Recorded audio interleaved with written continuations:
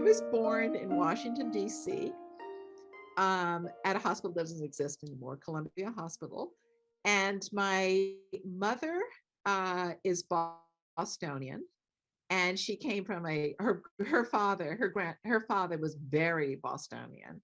I mean, to the point, they weren't quite Mayflower, but they were the boat afterwards that wanted to profit off what, Pilgrims did. And so that was and then my grandmother, my mother's mother, was German. She came from a German family, and they brought over a pharmaceutical company and Merck, and then it expanded.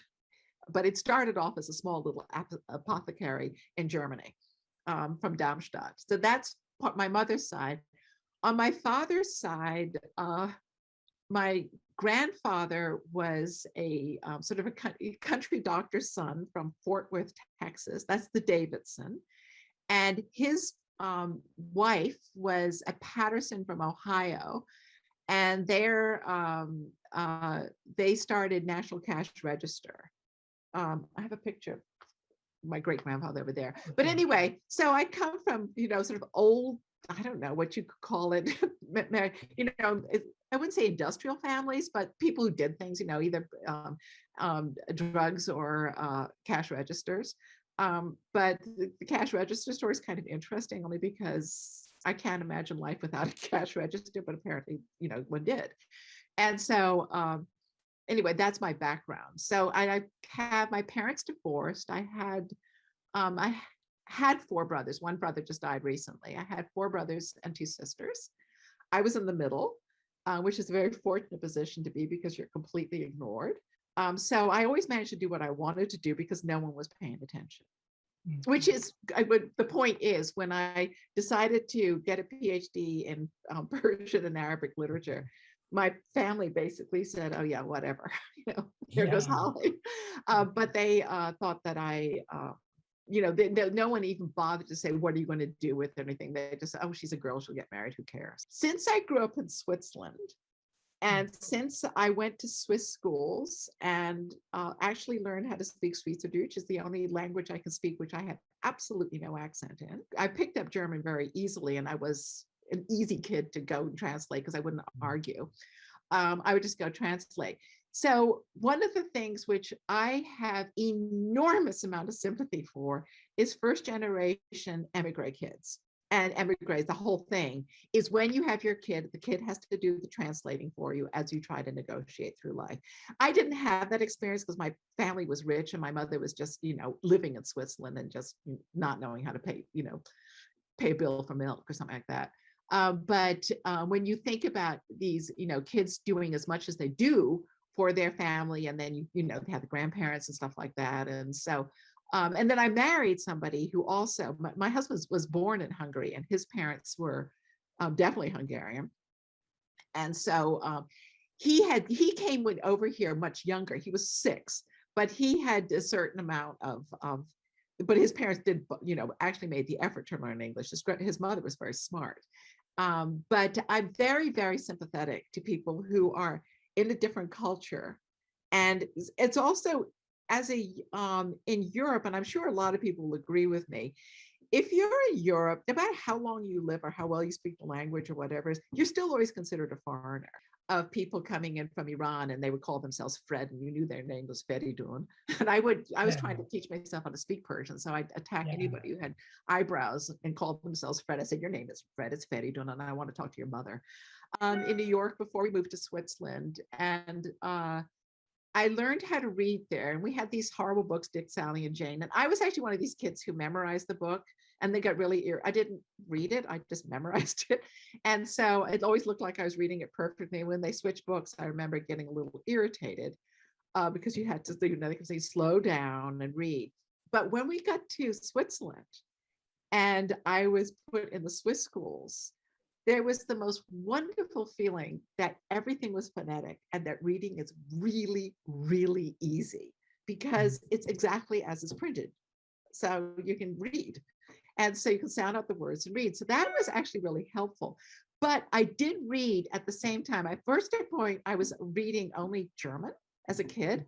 But then there was I can't believe I'm saying this, but anyway, it's true. I really liked Enid Blyton. We used to get Enid Blyton books, and I used to read all of Enid Blyton. I was completely hooked on Enid Blyton. And then I started reading. I remember reading My Antonia. And then there was some wonderful book that was written by a Hungarian. And then there was a book about the Arabian Nights, which I read. I like reading the Arabian Nights. And so I'd read all these different things. I loved reading fairy tales. So that's what I would do, is read. And then I'd also kept on reading German things.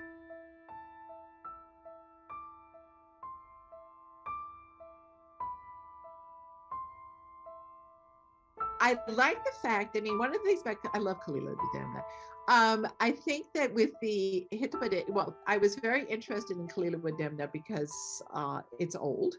And I think the thing which I really liked about it is that it's so complex. You have to really be aware of what the animal is who's speaking, what they're like in nature, and what they're like when they're telling the story. And so, and you also have to think of, you have the Kalila, there's a mouse, a crow. Wait a minute, the first ones is a mouse, a crow. I'm trying to think of a deer. You have these different levels of looking at things. From a mouse, they see things up. And then you have a crow who sees things from above. And then a deer that's kind of human level of where you see that, where your perspective is. And so I love the fact that the stories start with that, and you have that kind of things. And then the other things which I really liked is the idea of a crane, because a crane can be both a land bird and a water bird. And so you have two perspectives from the crane. But comparing Kalila Dimna and something like Aesop's Fables, and I used to teach from a children's book, and when I was at Brandeis, they had a Kalila Dimna arrangement of friendship and enmity, war and peace, and that's what they divided the stories that way. But it was a wonderful, wonderful book.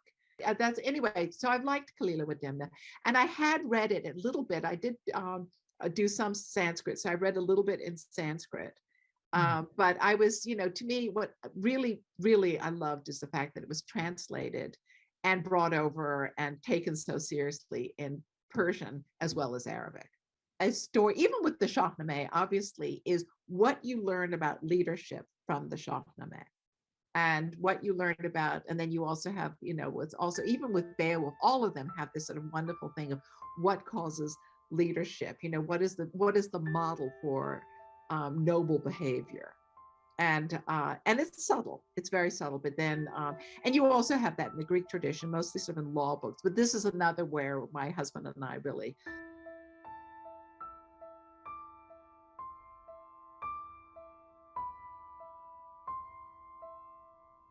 Went to Boston University, and I majored in class. And then I planned on marrying my husband, but I decided it was a bad idea. And I'd already been admitted to Princeton, but I thought it was a bad idea to commute our first year of marriage. So I did a year at Harvard as a special student and started Persian there. So I took Persian with Wheeler Thaxton for a year. I took a course with Albert Lord called Complet 110. Anyway, that's where I was introduced to things like the old Kalaval and stuff like that. Then I did a reading course with Albert Lord, and I did a reading course with John Finley, and I also did a course on Hindu mythology because I wanted to learn more about the Indic stuff. And so I did that. Then when I started Princeton, my first year as a PhD student, it wasn't planned, but it happened. I had my son sort of in the middle of the second semester at Princeton. And so we lived in Boston. My husband teaches at Harvard, and we lived in Boston. And my first teaching job was teaching at Holy Cross, which was a Jesuit college in Worcester, Massachusetts. And then I did that for 2 years. But the second year I had been asked to teach at Brandeis. This was when you really couldn't get jobs. So I was very determined to not commute. I didn't want to be one of these academic couples that live apart. So I felt very strongly about that. And I also figured Boston's got enough colleges that you can stick around a long time, at least almost 25 years. And then I got then I started teaching at Wellesley for a bit. And then I've been at BU. Is that I had gone to Paris. My husband was asked to teach at the École Pratique des Hautes Études. And he was there, and I was there, and I was finishing my thesis at that point. And I had both, my daughter had just turned 2, and my son was 4, something like 4 or 5. And we were living in Paris for a bit, and I wanted to meet Dumézil. And so, so somebody told me that the way to meet Dumézil is to write him a letter. And if he deigns to meet you, he'll write you back. So I wrote a letter to Dumézil saying, my name's Olga Davidson, and I, think you're great or whatever. And he wrote back, and he had read what I had done on my undergraduate thesis about Heracles in the Iliad. And he said, I know who you are. I like this, what you wrote about Heracles in the Iliad, so please come by.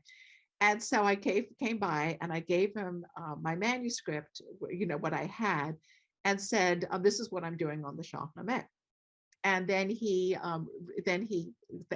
best part is I also showed up with a whole bunch of flowers. So he looked at me and he said, I'm not dead yet. So anyway, we conversed in French. And then afterwards, he called me at from the Paris telephone number and asked me to come back. And then I don't know why this struck me as so funny, but he gave me my thesis and he said, c'est chouette ça.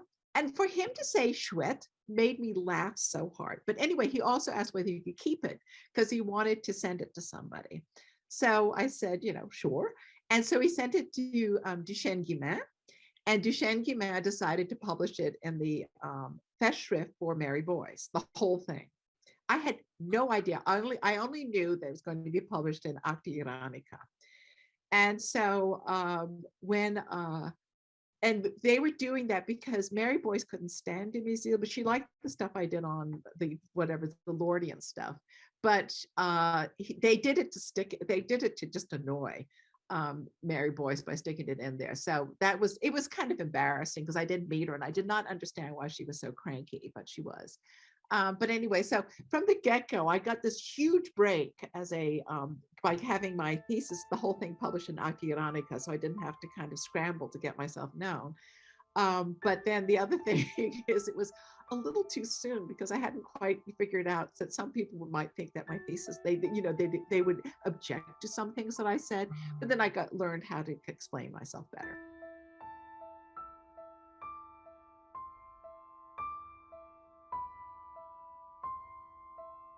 The Behistun inscription, he loved it. And then also seeing Cyrus's tomb. That's what we really loved. And then a lot of other things. And then, but we stayed for a whole month in Iran, honeymooning. And then I went back in 98. And I loved Iran in 98. It was just when Khatami was elected. I stayed in an apartment by myself. And I had a tremendous amount of friends. And what I did was I also consciously did not want to go to endless Mehmounis. I really wanted to do more things than that. So I did my own kind of program in Iran. I was technically studying at the Dekhoda Persian. And there was a kid who I wasn't speaking to because I thought he was really American and really LL Bean.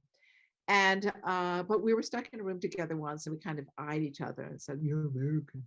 And then he said something around that he'd gone to Dartmouth, but he'd read me. His teacher had told me to read me. So then we became friends. And I said, I want to see Iran, but I really want to see Iran. I don't want to just go to Mehmounis all the time. I want to travel.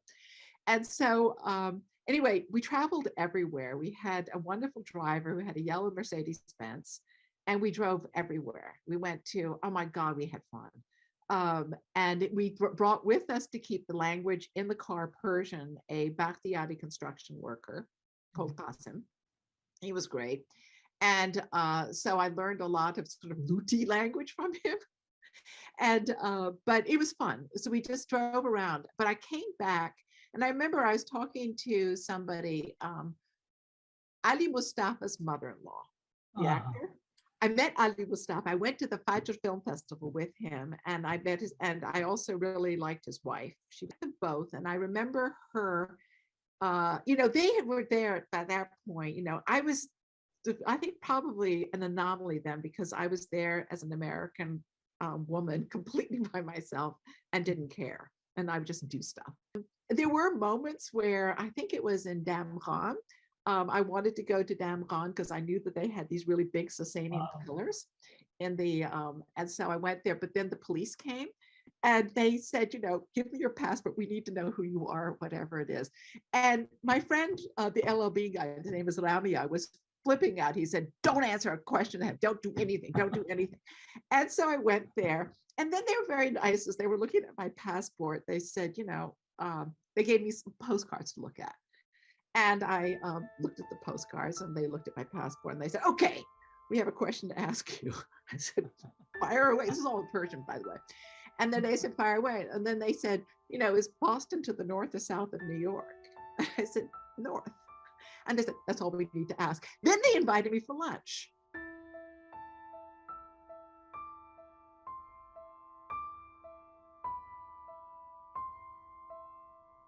I think he finished Harvard when he was 18 or something. He was ridiculous, one of those.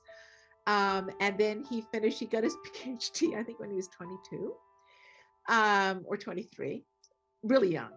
And our joke is that he was doing this and I was still playing with dolls. I'm 10 years younger than he is. And he did linguistics first, and he studied linguistics he went to Indiana University. Both his parents were musicians. His father they were both actually really good pianists. His father used to premiere, what's his name's, Bartok. Every time Bartok had a new piece, Greg's father used to premiere it, and his mother worked with Kodai. So they were very elite in the music world. But they left Hungary because they didn't want to raise their children in a communist country. So they were invited to the university. They were invited to Toronto to teach music. And the Hungarian regime thought that they loved it so much because they were very respected either by the Nazis or the communists. They were they were just musicians. And so, and then they left. And then my father-in-law ended up teaching music at Indiana. And then when my husband got into Harvard for graduate school, the whole family came to Boston. And my father-in-law taught in the music school at Boston University. And my husband did linguistics, and then his dissertation was written on the letter Z. I mean, it's ridiculous. Then his second book is he did comparative studies in Greek and Indic meter, and that was published by the comparative literature department. And then when I was meeting him, he started writing. He was at that point working on The Best of the Achaeans, which is his sort of blockbuster first book. And he's written I've lost track of how many books he's written. Seriously, it's over 20. And so but he was doing Best of the Achaeans while we were at Princeton. And he a lot of it was written in the Newark airport. And he was commuting back and forth when I was at Princeton. And then I just moved up to Harvard when I finished my coursework. And he did that. And then he wrote a book called Pindar's Homer, which, as one friend of mine said, can you ask your husband to write shorter books and less hard books to read? And so he's done that. And then he just started producing, then he started writing smaller books. My favorite book of his is I Love Performance and Heroes. I love Homeric Questions.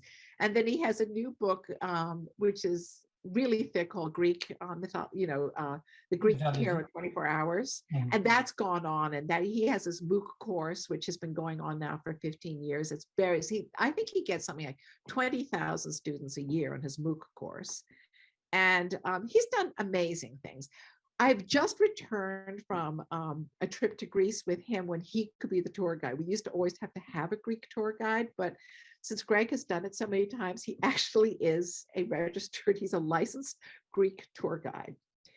And it was, what I loved about it is he showed, normally we have a tour guide, they want to tell you the entire history of Greece or something like that. You really just want to look at the picture or want to think about, what you're seeing. And then they also have the thing of, in the old days, mythology was this and those Greeks were that way. When with Greg, when we went in, he showed, God, I loved it, two Cycladic sculptures that are in the Athens Museum. And he said they weren't found together, but it's so important that they are. Cycladic period is really, really old.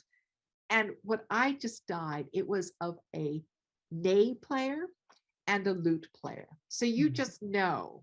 You just know that singing stories and playing music and singing stories is as old as the hills. If you go, when he was being honored by the University of Crete, they had one of these old singers in Greece sing a song about him. And it was beautiful, not about him, but what, using him as a metaphor for what he's done for Greece. And it was really, really beautiful what he did. But he's the best. I really love him. Yeah, he is distinguished scholar in Harvard. He's a very distinguished scholar at Harvard. But the thing which is really nice about him is he doesn't act like that. He just is great. Yes. Do you remember the first time you met him, where and when? Yes, I met him in the classics department at Harvard. He opened the door for me and asked me whether I was going to come to Greek. And I said, no, I'm going to come to Latin. I was doing Latin. I was doing Satyricon. And then he asked the Latin teacher about me. These were the days when you could do things like that. And then he asked the Latin teacher, his name is Glenn Bowersock. You probably know him from Princeton. He asked Glenn Bowersock to introduce us. And Glenn Bowersock let him know that I was also doing Arabic, because I was doing Arabic and the Satyricon for summer school. And that was a really fun summer.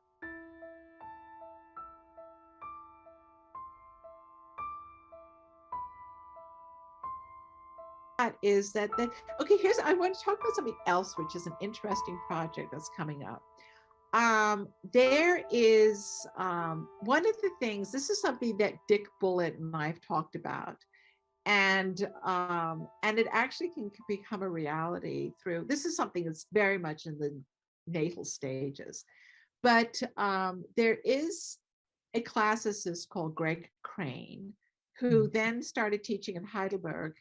No, in Leiden, in Leiden, he was teaching computer science. He's very good. He's kind of an oddball, but he's very, very good with computers and doing languages. And one of the things that he was doing, which was to do classics there, where you could have it so people will be able to sort of read the Iliad, also, have it transliterated, and so they can sort of see how the words is. Instead of having somebody's translation of the word, you can see what it is in Greek and realize that the depths of a meaning of something that one calls one thing, you don't want it. All words mean, it's hard to explain certain things.